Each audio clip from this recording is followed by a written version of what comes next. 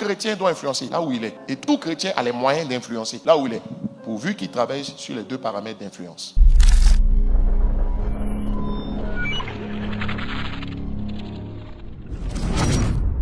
Quels sont ces paramètres d'influence? Ou encore, avec quoi est-ce qu'on influence? Jésus a dit en Matthieu chapitre 5 que nous sommes sel et lumière. Donc c'est en étant sel et c'est en étant lumière que tu vas influencer. C'est quoi être un sel? C'est quoi être une lumière?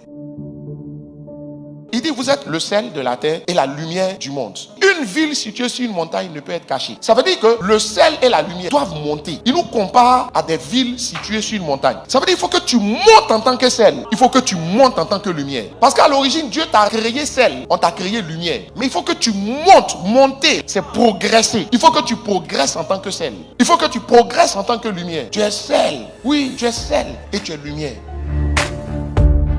Vous allez remarquer que le sel a deux rôles. Premièrement, on prend le sel pour assaisonner. Mais deuxièmement, on prend le sel pour conserver. Donc le sel est un assaisonneur et un conservateur. Vous allez voir que le sel, dans son rôle d'assaisonneur, a un goût. Mais le sel, dans son rôle de conservateur, a une odeur. En fait, quand on dit qu'on est sel, ça a quelque chose à voir avec notre témoignage. Donc notre caractère et notre personnalité. Éphésiens chapitre 5 au verset 2 et en 2 Corinthiens 2 verset 15. Éphésiens 5 verset 2. Marchez dans l'amour. L'amour, c'est le fruit de l'esprit. Le fruit de l'esprit, c'est le caractère. Donc on est dans un contexte de caractère. Il dit marchez dans l'amour, à l'exemple de Christ qui nous a aimés et qui s'est livré lui-même à Dieu pour nous comme une offrande et un sacrifice de bonne odeur. Donc quand on parle d'odeur, ça a quelque chose à voir avec le caractère. Donc un chrétien qui est sel, c'est celui qui répand la bonne odeur du parfum de Christ. Or la bonne odeur de Christ, c'est l'amour. L'amour, c'est le caractère du chrétien. Donc ça veut dire que influencer en tant que sel, c'est avec ton caractère. Le caractère, c'est le résultat de l'éducation et puis des expériences de la vie. Autrement dit, tu dois être influencé par ta personnalité, ton caractère. Tu veux influencer,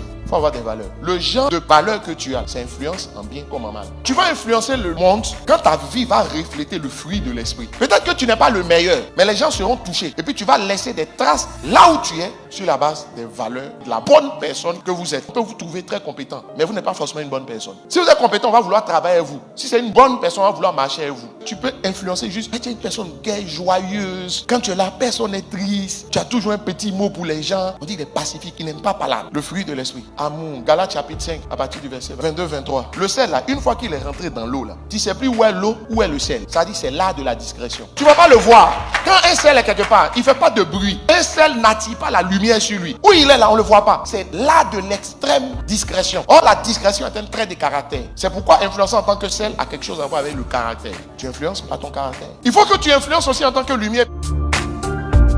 Le problème de la lumière, c'est que la lumière s'affiche. Ça veut dire que influencer en tant que lumière va venir amplifier aussi ton influence de sel.